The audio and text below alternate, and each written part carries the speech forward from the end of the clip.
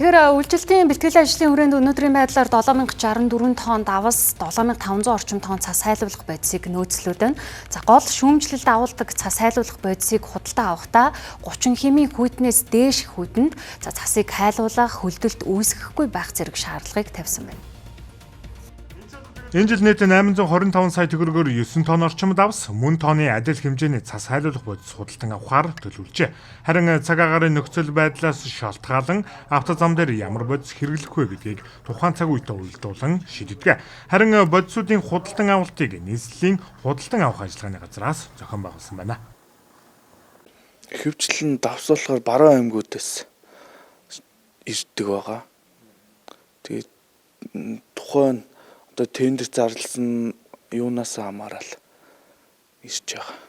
Нөөцлсөн давсуудаа тэгээ цас орсон үедээ хасах 10-аас доош хувил давсаа гаргаад хасах 15-аас дээш бол бодисоо гаргадаг.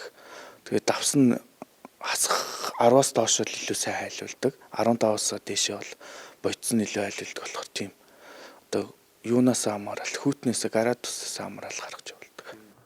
Улаанбаатар хотын хувьд 11-р сараас эхлэн хасах 15 хэмээс дээш хүтэрч эхэлдэг.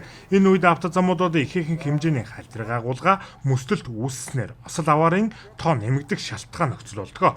Автозам дээр үүссэн халтргаа мөстөлтийг цас хайлуулах бодисын чанартай холбон тайлбарладаг. Энэ жилийн хувьд цас хайлуулах бодисны чанарт хэрхэн шалгуур тавьсан тал дээр за энэ дээр бол тодорхой шалгуур өнгөрсөн жилээс эхэлж бодисуудаар бол тавьсан 30 градусаас дээш хүйтэнд бол хайлуулах энэ чанарын үед бол мөн бетонны эдлийн хилэгдэлтэй энэ хэд хэдэн шалгуурууд эко байх ёстой, хурдан хугацаанд хайлах ёстой гэсэн үйлчлэг үзүүлэх ёстой гэсэн энэ шаардлагуудыг бол авч байгаа. Бодиснуудаар бол тавигдаж явж байгаа учраас энэ жилийн үед бол чанарын үед бол ахиц гарсан гэсэн.